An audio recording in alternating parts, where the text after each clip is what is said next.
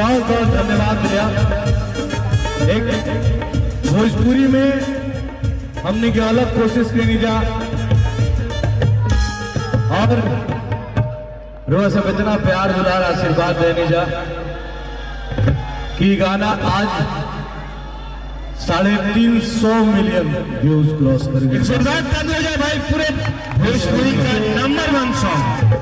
भोजपुरी खाती गर्व के बाद सारा बॉलीवुड से लेके पूरा बॉलीवुड के सेलिब्रिटी लोग एकरा पर वीडियो बनावल, पूरा विदेश में भी साउथ अफ्रीका के एगो लड़की जो कि हिंदी समझो में ना होती वो वीडियो बनैले बिया।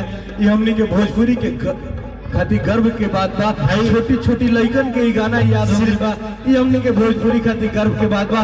एक बार जोरदार ताली अपना भोजपुरी खाती बजा। भाई शिल्पा शेट्टी जो भौजी है वो बोली हेलो कौन। हाँ शिल्पा शेट्टी जो है वो भौजी का बोल रहे हैं। बढ़िया तो भौजी है ना। उनका सामने कहिया मत की उतर से बड़ बड़ी भैया हो कहा सुना लो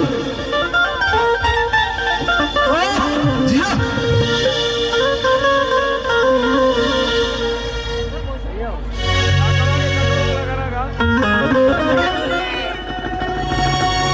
संतोष यादव जी, अजय जी, डॉक्टर चंदन झा जी, रजनीश हर हर महादेव जी, मुन्ना नवल सर जी, अभी 5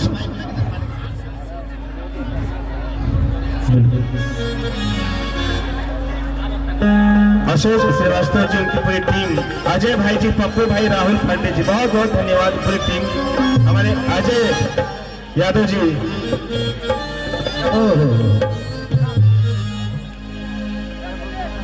से पहले अक्षरा जी रोज सबके बीच में आई लिया, बहुत बढ़िया हुआ कि कोई गाना गए। एक बार जोरदार रही अक्षरा जी खाती बजाई सके।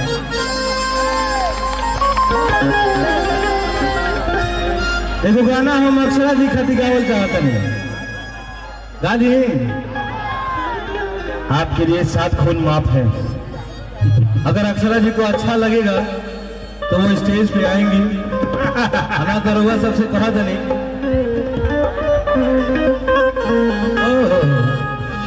अगर प्यार सच्चा जरूर आएंगे। कि सब कहेला ओहो कि बहुत सुघर बारू